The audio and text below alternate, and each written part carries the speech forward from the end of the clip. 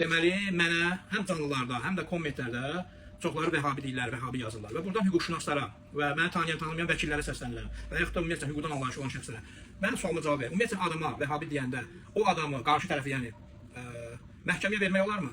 Şəxsiyyətin alçaldılması və s. bu kimi mövzularda. Axı bunlar niyə özlərini bu qədər gülünc vəziyyətə salırlar? Bir adam Vəhabi ideologiyasına sahibdirsə, ona Vəhabi adından başqa nə deyərlər? Təsəvvür edin, müraciət edir vəkilə ki, bəs mənə Vəhabi deyirlər, onları şikayət eləmək istəyirəm. Vəkil də soruşur ki, Vəhabi nədir?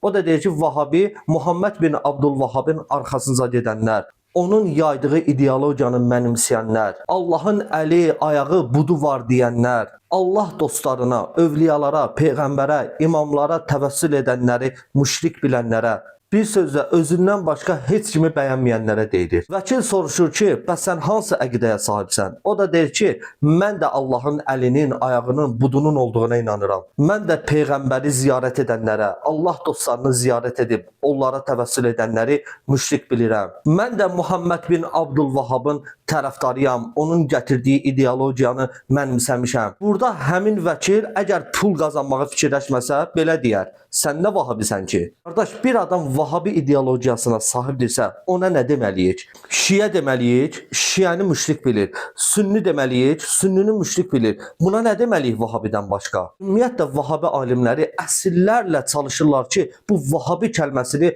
öz üzərlərindən götürsünlər. Hətta öz kitablarında da yazırlar ki, insanlar Vəhabi kəlməsinə nifrət edirlər. Biz onun yerinə başqa bir ad götürməliyik. Və beləcə özlərinə, nə bilim, Sələfi, Əhl-i-Sünnə vəl-Cəmaə bu kimi adlar götürməyə başladılar. Halbuki mən araşdırdım, dünyanın demək olar bütün dillərində bunlara Vəhabi deyilir. Yəni Vəhabi kəlməsini müxtəlif aksentlərlə, yəni öz dillərinə uyğun bir formada deyirlər. Amma həmin Vəhabi kəlməsindən istifadə edirlər. Bilirsiniz nəyə bənzəyir? Elə bir narkoman gedir şikayət edir ki, bəs mənə narkoman deyirlər. Polis də deyir ki, sən narkotikdən istifadə edirsən? Deyir, bəli.